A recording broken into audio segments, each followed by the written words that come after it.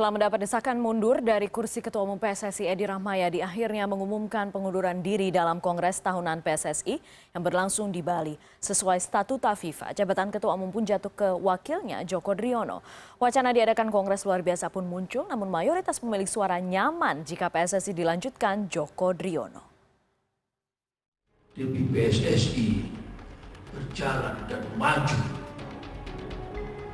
makanya saya nyatakan hari ini saya mundur dari Ketua Umum PSSI.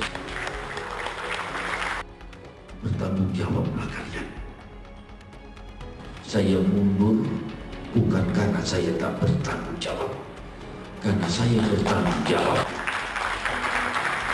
Saya minta semua harus loyal, karena dari statuta kalau saya mundur otomatis wakil ketua mengemban sampai batas waktu apa yang diagendakan setelah ini. Setelah 2 tahun menjabat, Edi Rahmayadi menyatakan mundur sebagai Ketua PSSI. Pernyataan ini ia sampaikan dalam pembukaan Kongres Tahunan PSSI 2019 di Nusa Dua Bali pada Minggu 20 Januari 2019. Edi secara resmi menyerahkan bendera PSSI kepada Wakil Ketua Joko Driono usai menyatakan pengunduran dirinya. Edi Rahmayadi yang diangkat pada November 2016 silam sejatinya menjabat Ketua Umum PSSI hingga 2020 mendatang. Mundurnya Edi Rahmayadi ini cukup mengejutkan anggota Kongres lantaran dilakukan secara tiba-tiba. Namun berbagai permasalahan yang terjadi di dalam tubuh PSSI termasuk terkait mafia bola menyebabkan tekanan terhadap Edi untuk mundur menguat.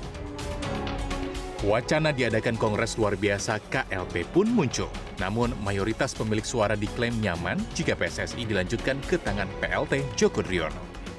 Kepada Detik Sport, manajer Persatu Tuban Fahmi Fahroni menilai lebih baik KLB tidak digelar hingga masa kepengurusan selesai yaitu 2020 namun dengan beberapa catatan. Sementara suara berbeda diutarakan oleh Persib Bandung. Manajer Persib Umuh Muhtar meminta untuk diadakan KLB. Kongres PSSI di Bali menghasilkan 3 putusan, yakni menunjuk Joko Driono sebagai PLT Ketua Umum, kemudian menunjuk Ahmad Riyad sebagai Ketua Ad Hoc Integritas Pemberantasan Match Fixing dan memastikan kompetisi Liga 1 dan Liga 2 2019 digelar Mei mendatang.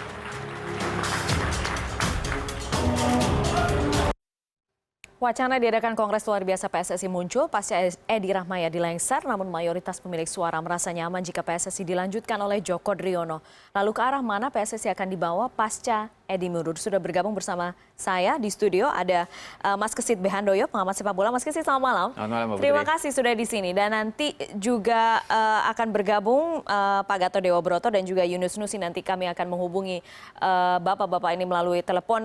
Kita tunggu dulu. Tapi saya ke Mas Kesit. Mas Kesit, kondisi psikologisnya sekarang, apakah Anda melihat memang lebih nyaman dengan Pak Jokdri, sekalipun juga sudah ada hashtag tagar Jokdri out nih sekarang? Kayaknya nyaman ya. Kayaknya nyaman? Kayaknya nyaman. Kalau saya lihat...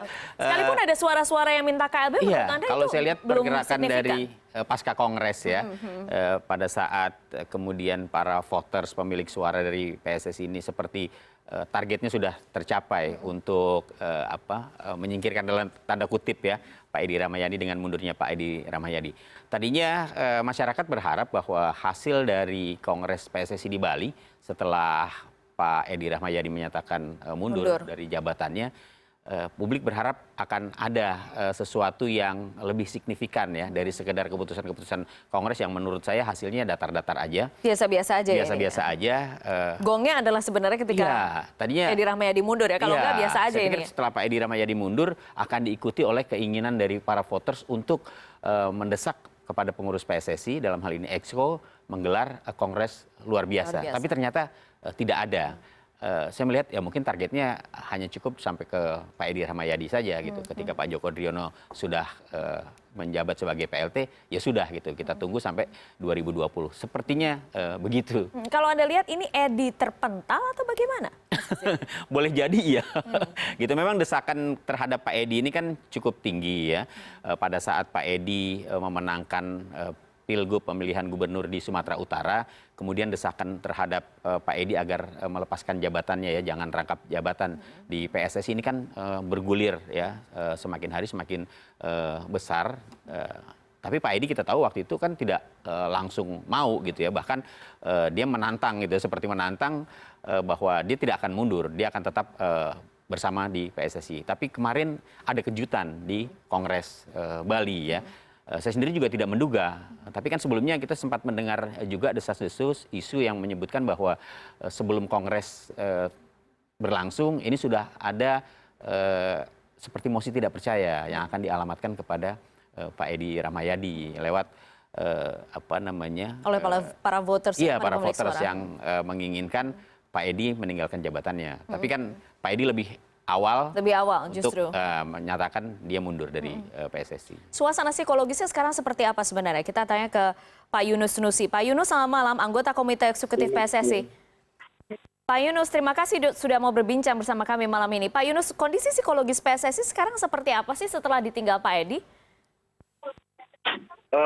Kita pada dasarnya juga tidak begitu mengira bahwa beliau menyatakan mundur, tetapi yang penting bagi kami di PSSI ya kita hargai itu sebuah rasa tanggung jawab beliau dan kesatria beliau. Beliau juga paham bahwa beliau kurang memiliki waktu, kemudian beberapa persoalan-persoalan yang dihadapi termasuk kegagalan timnas, dan kita anggap bahwa ini bagian dari pertanggungjawaban. Dan kita anggap bahwa ini sikap satria beliau untuk mundur dari ketua umum. Keputusan mundur itu kemudian muncul, tadi disampaikan Mas Kesit di sini, karena memang apakah ini ada hubungannya dengan desas-desus mosi tidak percaya dari teman-teman? Memang sudah terdengar beberapa bisikan, tapi kami tidak begitu yakin. Tetapi juga kita tahu bahwa di beberapa media sosial, kemudian beberapa klub juga menyuarakan itu hanya secara tertulis. Kita belum tahu seperti apa, tetapi yang jelas kami hanya melihat bahwa ini bagian dari tanggung jawab beliau yang beliau artikulasikan dalam sebuah kalimat beliau mundur untuk tidak lagi berada sebagai ketua umum PSSI. Anda sebenarnya cukup puas tidak sih dengan hasil kongres yang kemarin, Pak Yunus? Ada 3 poin itu sama sekali tidak menyentuh soal permasalahan konkret, misalnya pembenahan besar-besaran di PSSI yang mungkin sudah diinisiasi sebelumnya bahwa ketumnya mundur gitu.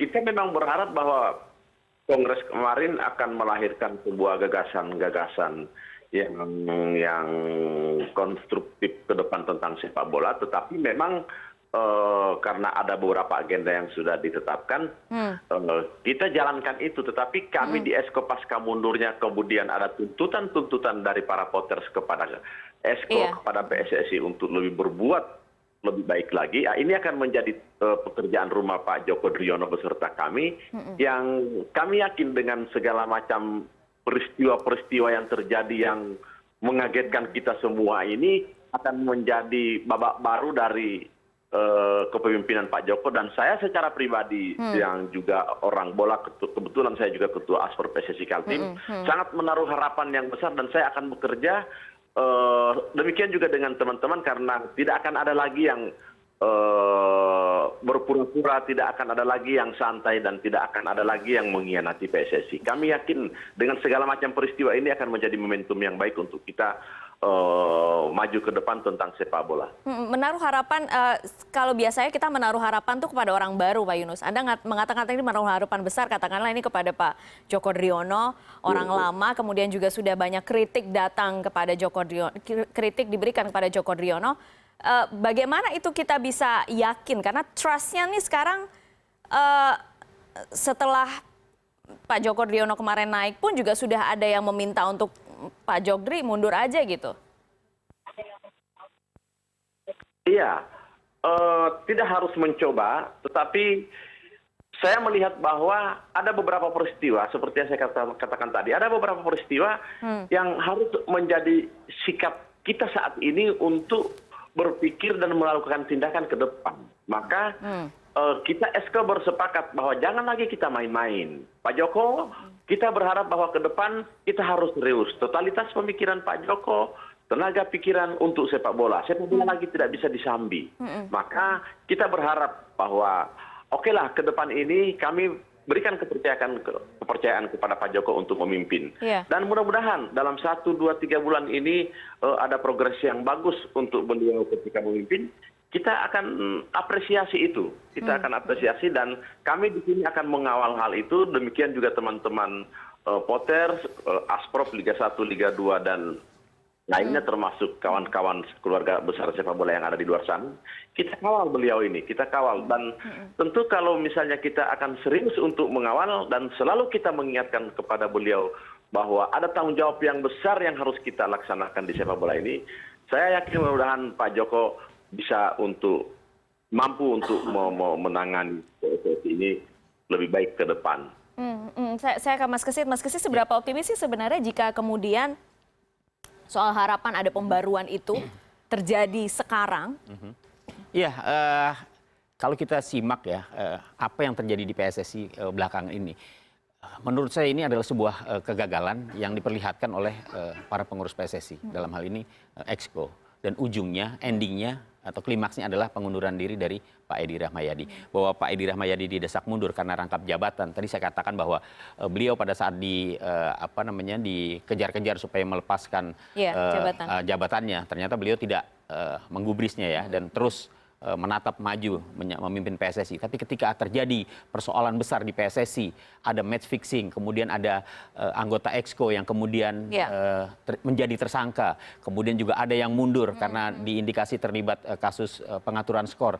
Kemudian di dalam tubuh PSSI sendiri, di Komisi Perwasitan, ada juga yang kemudian sudah menjadi tersangka, dan kini sejumlah anggota Exco juga sedang dalam tahap pantauan polisi. Jadi saya pikir ini adalah sebuah bentuk kegagalan di PSSI sendiri ya, di ring 1 PSSI sendiri, di petinggi-petinggi PSSI yang seharusnya dia memberikan contoh baik, dia memberikan satu pembinaan ya yang baik, yang positif, tapi faktanya kita lihat bagaimana pada saat ini justru Exco lah yang terlibat di dalam match fixing itu. Ini kan sebuah tamparan seharusnya, dan menurut saya ketika Pak Edi sudah memberikan keputusan, ya ini keputusan yang tepat menurut saya dengan dia mengundurkan diri, seharusnya diikuti oleh exco-exco yang lain. Ya, sikap kesatria yang diperlihatkan oleh Pak Edi Rahmayadi ini harusnya diikuti oleh exco-exco yang lainnya. Kemudian para voters juga harus berani menjadi agen perubahan untuk bersikap, melakukan atau meminta diselenggarakannya kongres luar biasa untuk kemudian memilih pemimpin baru, memilih exco-exco yang baru, exco-exco yang tentunya punya dedikasi, punya loyalitas, dan capable. Dan itu masih mungkin dilakukan sekarang setelah kongres, karena kan ada tahapan-tahapannya juga. Masih mungkin. Kuncinya di voters, kuncinya adalah di pemilik suara. Kalau pemilik suara sudah merasa puas dengan mundurnya Pak Edi, ya memang sulit ya untuk berharap bahwa voters ini kemudian akan mau meminta kongres luar biasa. Tapi kalau voters berpikir untuk kemajuan sepak bola Indonesia bahwa pengurus-pengurus PSSI yang ada pada saat ini adalah bagian dari sebuah kegagalan, harusnya voters berani mengambil sikap, berani menjadi agen perubahan untuk kemudian mereka meminta kepada PSSI mendesak untuk dilaksanakannya kongres luar biasa. Diperlukan 2/3 suara ya dari anggota PSSI untuk mendesak kepada PSSI agar menyelenggarakan kongres luar biasa. Ditunggu, kalau tidak ada respon ya, dia atau para voters ini bisa langsung ke FIFA meminta difasilitasi oleh FIFA untuk kemudian diselenggarakannya kongres luar biasa. Jadi kuncinya pada saat ini memang di voters. Apakah ada sebenarnya suara-suara permintaan seperti itu? Nanti kita akan konfirmasi ke Pak Yunus ya. Pak Yunus tetap bersama kami. Kita sekarang jeda dulu, tetap di Prime News.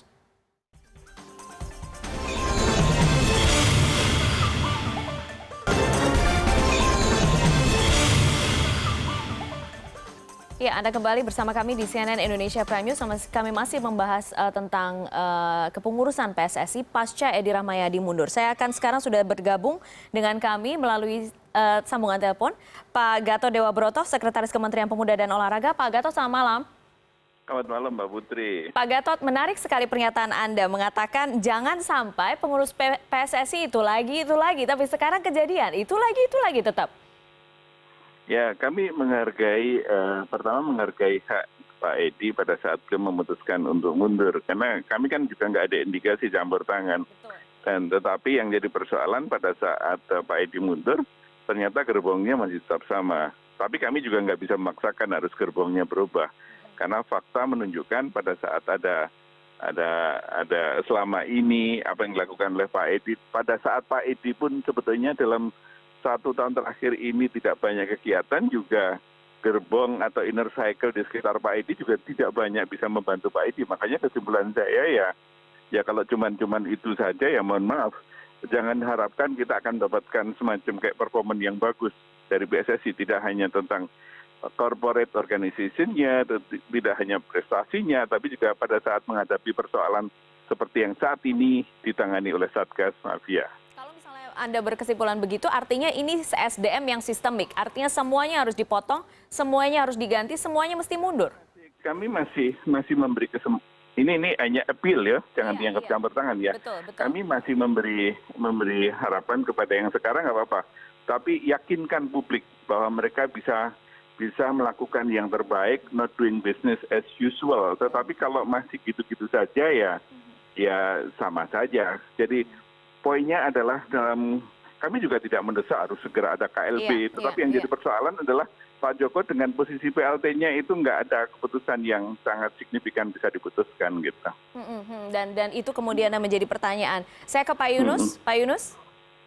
Iya, Pak Yunus masih bersama kami. Pak Yunus, itu salah satu ada suara dari Pak Gatot dari pemerintah, tapi juga ada suara beberapa supporter, banyak supporter sepak bola, pecinta sepak bola di media sosial juga ramai bahwa ingin diharapkan jika ingin pembenahan besar-besaran yang ekstrim, orang-orang lamanya juga mundur semua. Apakah itu memungkinkan, Pak Yunus? Memungkinkan ketika kedaulatan yang meminta itu, ketika para voters juga berharap dan meminta agar dilaksanakannya kongres pemilihan, agar dilaksanakannya pemilihan ketua umum dan esko, kenapa tidak? Dan kita terbuka untuk itu, tidak mungkin karena itu diatur oleh statuta PSSI. Dan kami esko pengurus ya siap saja waktu-waktu bahwa di sepak bola ada yang datang dan ada yang pergi, itu hal yang biasa. Tetapi terima kasih Pak Gatot kalau memang harus diberikan kesempatan untuk itu karena memang ini ada aturannya. Ya kenapa tidak untuk dilanjutkan. Dan sambil kita lihat, saya secara pribadi dengan segala macam peristiwa tadi seperti apa yang saya sampaikan, bahwa ini akan kami kawal habis-habisan. Dan tentu yang sangat penting bagi saya sebenarnya di PSSI, bagaimana prestasi timnas ini mampu untuk dibawa oleh Pak Joko dan kita semua, supaya juga bisa kita andalkan dan dapat sedikitnya mengangkat nama baik negara. Dan kita tahu bersama bahwa timnas, prestasi timnas juga yang menjadi sorotan publik, sorotan masyarakat Indonesia sepak bola yang saat ini kita lihat sendiri tidak juga sih terpuruk, tetapi sulit seperti apa yang dihadapkan oleh masyarakat. Dan insya Allah kami akan berusaha maksimal beberapa 1-2 bulan ke depan ini. Bagaimana dengan tanggapan beberapa pihak yang mengatakan, memang katakanlah Exco memang lebih nyaman dengan orang-orang lama, masih bisa katakanlah dalam tanda kutip bermain? Untuk orang lama ya memang karena mereka juga memiliki mereka juga beberapa dari kawan-kawan pemilik klub, dan mereka sudah selama ini memang berkorban untuk sepak bola. Kalau toh mereka tidak memiliki kecerdasan untuk itu, kita juga tidak bisa mengukurnya sejauh mana. Tetapi kami tahu bahwa mereka dan kami juga adalah orang-orang bola yang memang punya keinginan dan punya niat yang tulus sebenarnya. Tetapi kondisi ini memang kita hadapi di ke depan, kita hadapi bersama-sama, dan kami tahu tentang itu. Maka ya apa boleh buat, hal-hal seperti ini yang terjadi. Dan mudah-mudahan pasca Pak Edi mundur inilah menjadi momentum dan evaluasi kami.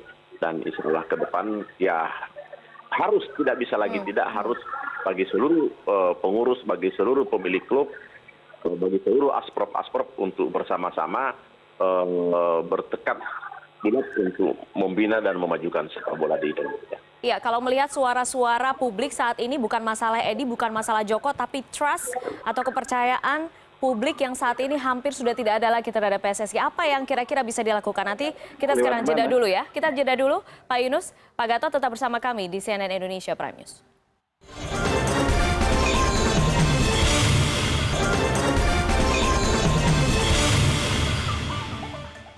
Anda kembali bersama kami di CNN Indonesia Prime News. Kepercayaan publik itu sekarang masih ada atau sudah hampir nggak ada? Saya melihatnya sangat kecil ya, sangat sedikit gitu ya. Jadi apapun yang dilakukan, kalau Iya. misalnya orang-orang ini masih ada, udah nggak percaya aja gitu? Ya, jadi lebih banyak a priorinya ya terhadap PSSI gitu ya. Tapi bukan berarti kemudian masyarakat atau publik ini apatis ya. Saya tetap melihat masyarakat ini berharap ada perubahan yang signifikan di tubuh PSSI, khususnya di jajaran petinggi-petinggi PSSI. Kenapa? Karena situasi pada saat ini memang benar-benar membuat organisasi PSSI ini menurut saya sudah pada titik nadir ya. Bagaimana tidak gitu. Sosok-sosok di Exco yang diharapkan akan bisa membenahi sepak bola Indonesia justru merusaknya ya. Bagaimana publik mau percaya kalau sosok yang diharapkan akan bisa membenahi sepak bola Indonesia itu justru terlibat dalam permainan-permainan kotor ya. Sudah menjadi tersangka. Ini kan merupakan Iya, salah betul. satu Dua Exco, ya. bukti, salah satu indikasi bahwa Wasit pula juga. iya, wasit ada. juga bermain. Bagaimana perangkat-perangkat pertandingan yang seharusnya bisa menjadi pengadil, ini justru terlibat dalam permainan-permainan kotor ya. Bagaimana masyarakat mau percaya ya kalau di dalam PSSI sendiri seperti itu gitu ya. Pemain sepak bola yang berjuang untuk bisa memenangkan pertandingan, untuk bisa membawa timnya menang, ternyata harus kecewa karena urusan-urusan yang lebih bersifat non teknis. Mereka kalah bukan karena faktor teknis tapi non teknis ya. Jadi ini sangat menyakitkan menurut saya buat masyarakat sepak bola Indonesia. Dan seberapa sebenarnya teman-teman pecinta sepak bola mengharapkannya itu se ekstrim apa perubahannya, atau sampai di titik mana perubahannya? Iya, kalau di masyarakat sepak bola Indonesia ya, yang sudah kalau saya ikuti dari sejarah PSSI ya, setiap kali ada persoalan yang diinginkan masyarakat adalah sebuah pembaruan, sebuah pergantian rejim yang akan mampu mengubah situasi persepak bola Indonesia. Walaupun hadirnya pemimpin baru atau mungkin exco baru tidak kemudian menjamin bahwa sepak bola Indonesia ke depannya akan menjadi lebih bagus ya. Tapi paling tidak dengan masuknya sosok-sosok baru ini ada harapan yang bisa dikedepankan ya. Tinggal kita melihat bagaimana proses atau perjalanan dari kepemimpinan mereka begitu. Oke. Saya ke Pak Yunus sekarang. Pak Yunus masih bersama kami? Halo. Iya, Pak Yunus. Pak Yunus, ini sekali lagi soal kepercayaan yang dipertaruhkan, Pak Yunus. Tugas besar tadi saya mengutip Pak Gatot. Soal kepercayaan, bagaimana bisa memastikan bahwa yang sekarang berada di PSSI akan betul-betul bekerja dengan baik dan betul-betul berpihak kepada sepak bola yang bersih?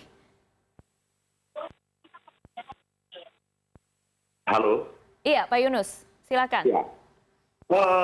Seperti yang saya sampaikan tadi, desakan dan tekanan dari publik yang begitu kencang bahkan keras, apakah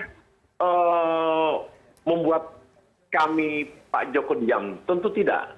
Apakah peristiwa-peristiwa kemarin yang begitu dahsyat lalu membuat Pak Joko dan Exco berhenti? Tentu tidak.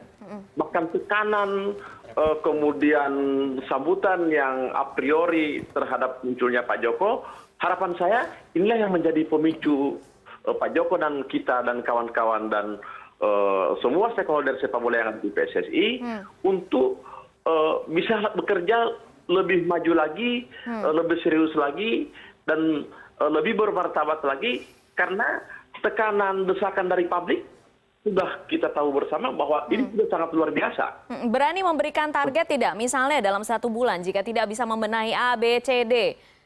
Tolong teman-teman sama-sama membuat sesuatu untuk menuju KLB, misalnya begitu. Sepak bola tidak harus 1-2 bulan. Sepak bola, mengurus sepak bola tidak bisa setahun 2 tahun pun belum bisa untuk mengukur tentang keberhasilan. Tetapi saya masih sangat yakin dan optimis bahwa sekali lagi bahwa peristiwa tekanan sambutan masyarakat yang begitu minus terhadap kami, terhadap masyarakat sepak bola, terhadap pengurus PSSI, terhadap pemilik klub Liga 1, Liga 2, Liga 3 dan ketua-ketua Asprop, ini akan menjadikan pemicu yang begitu dahsyat agar kita lebih bekerja lebih baik lagi untuk sepak bola.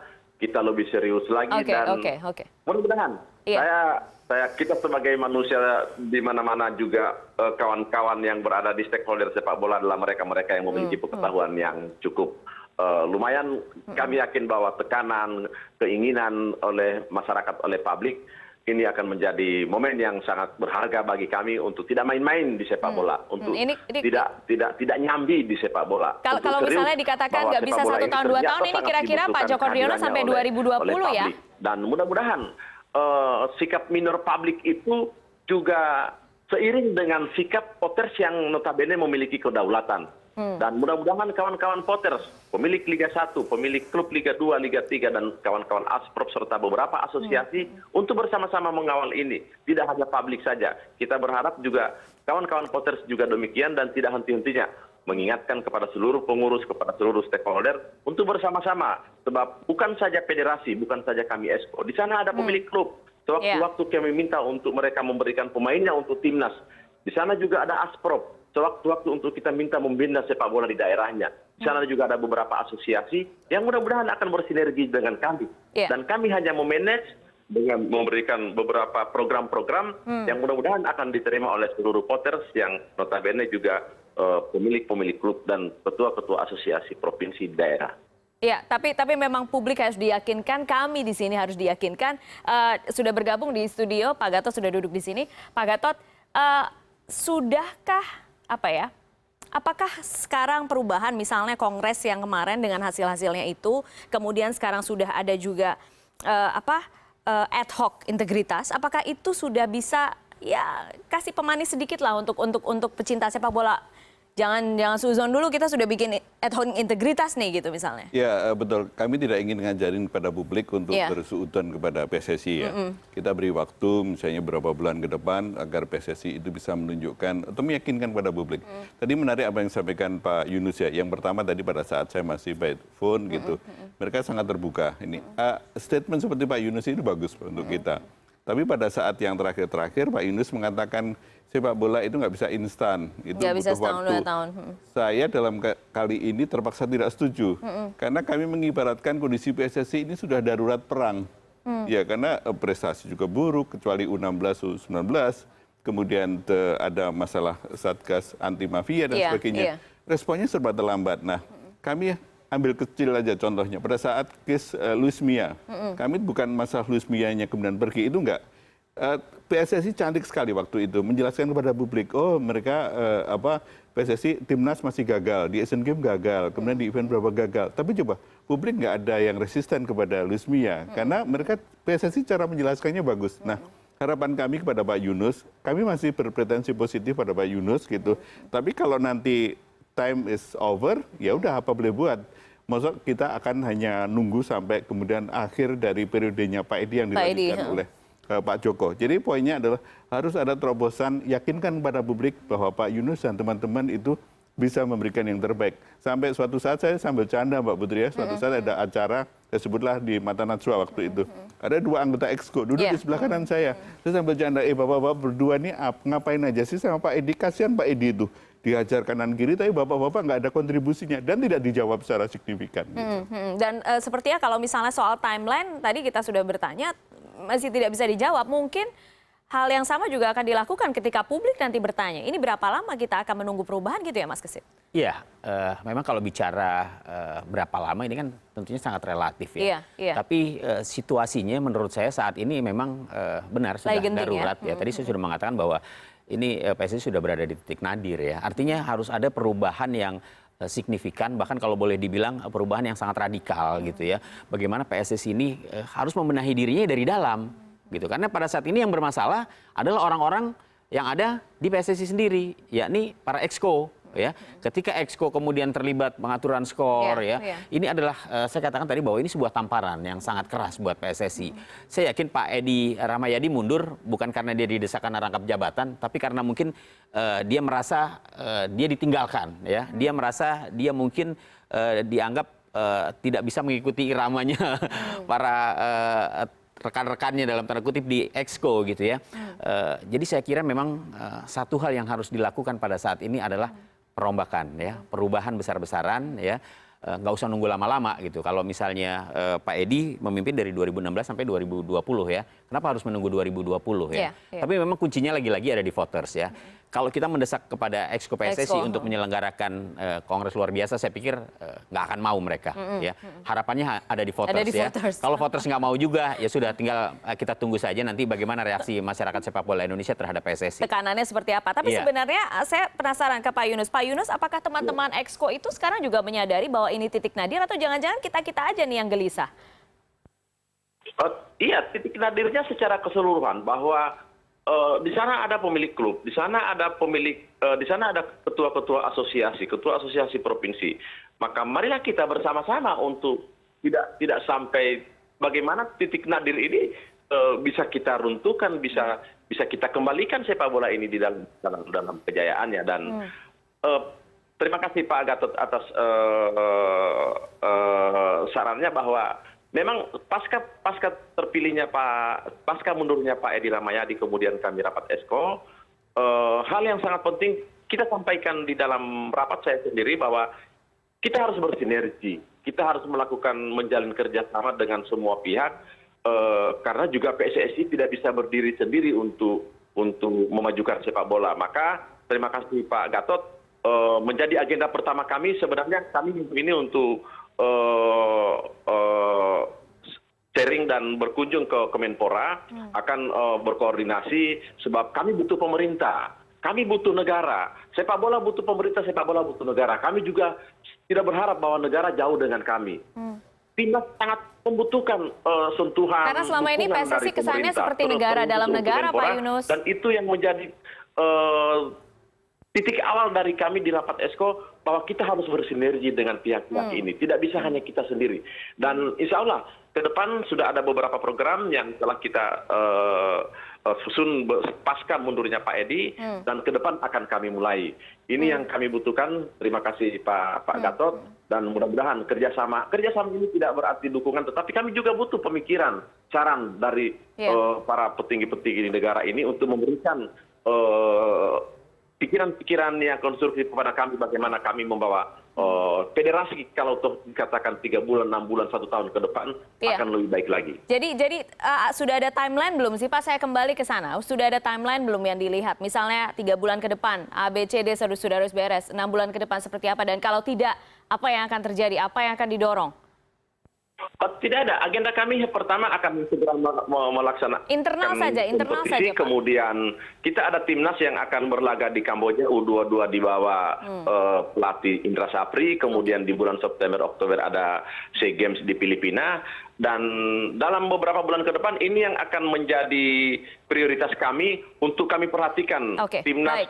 Dari latihan ke latihan, dari pertandingan persahabatan ke pertandingan persahabatan, mumpung juga kompetisi belum dimulai, maka perhatian kami di samping ke manajemen organisasi di federasi, kami akan prioritas memperhatikan persiapan timnas, karena kami tahu bahwa terpuruknya federasi kepercayaan ini juga berawal dari kegagalan timnas yang seperti apa disampaikan oleh Pak Gatot tadi. Pak Yunus, terima kasih. Ini yang akan menjadi prioritas kami ke depan. Ya, mohon maaf, waktunya terbatas sekali. Pak Yunus, terima kasih sudah bergabung malam hari ini di CNN Indonesia Prime. Saya ke Pak Gatot terakhir, Pak Gatot, singkat sekali.